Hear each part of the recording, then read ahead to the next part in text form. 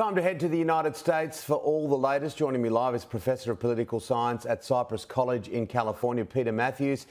Peter, Marjorie Taylor Greene has again publicly called for a national divorce between red and blue states. Will she face any consequences, do you think, from Kevin McCarthy, particularly given other Republicans like Mitt Romney, Spencer Cox have condemned it? She absolutely should. This is outrageous to actually call for the breakup of the United States. I think it's subversive. I don't know, that's probably the ultimate one. And you're looking at provoking the possibility of a new civil war and talking about those things. It's outrageous. Marjorie Taylor Greene should go back to doing legislation and actually do some work in the Congress and stop inciting people in terrible, nefarious ways here. I believe McCarthy should be very firm about this and condemn her, as other people have, as Mitt Romney has done, and other Republicans and Democrats have. The speech that Vladimir Putin recorded this morning for Defender of the Fatherland Day was also interesting because of what he said about building up the capabilities of Russia's nuclear forces, talking about how the Satan II missile, as it's called, the Sarmat missile, intercontinental ballistic missile, would now be deployed. That's been in testing for quite a long time.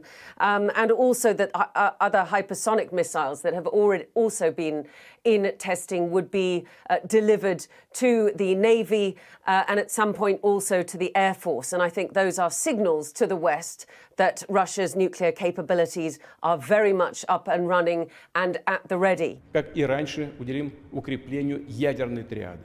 В этом году на боевое дежурство заступают первые пусковые установки ракетного комплекса «Сармат» с новой тяжелой ракетой. Продолжим серийное производство гиперзвуковых комплексов воздушного базирования «Кинжал» и начнем массовые поставки гиперзвуковых ракет морского базирования «Циркон». С принятием в боевой состав ВМФ атомного подводного крейсера проекта «Борей-А» император Александр III доля современных вооружений и техники в морских стратегических ядерных силах достигнет 100%. Tensions are rising in one of the most hotly contested regions on the planet, the South China Sea. From militarized artificial islands to fighter jets and warplanes, China's heavy presence in the disputed region is putting the U.S. and its allies on notice. The U.S. Navy invited CNN to fly on a P-8 reconnaissance plane, taking off from a U.S. airbase on the Japanese island of Okinawa. The plane is headed past the self-governing island of Taiwan, which China claims as its own, to the South China Sea, which China also claims almost all for itself. Some 30 miles from the Chinese-occupied Paracel Islands, a Chinese voice crackles over the radio. American aircraft, this is the PLA Air Force.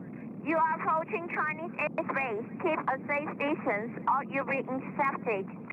That's when the Chinese People's Liberation Army fighter jet appears, flying so close you can see the pilots in their cockpit. PLA fighter aircraft, this is U.S. Navy P-8 on VHF 121.5. I hold you off my left wing and I intend to continue to proceed to the west.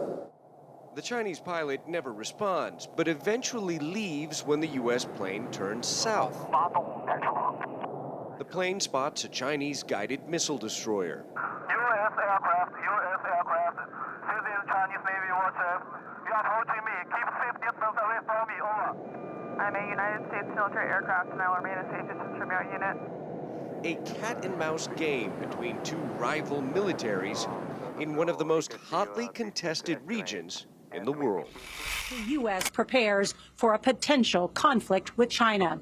Tonight, the U.S. is confirming that they're going to be sending additional troops to Taiwan. That is big news.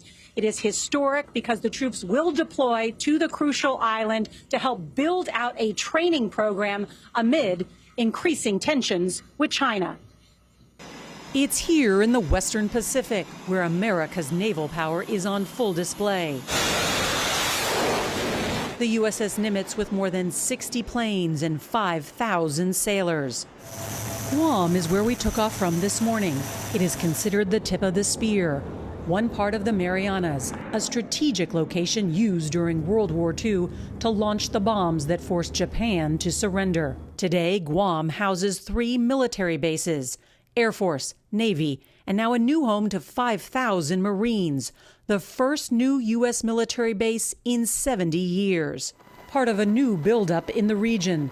Defense Secretary Lloyd Austin announcing earlier this month the U.S. will expand its military presence in the Philippines. Take a look at America's military might from Guam to Japan to the Philippines. The Chinese foreign minister complaining again this week that it's all an effort to contain China and prevent it from controlling Taiwan.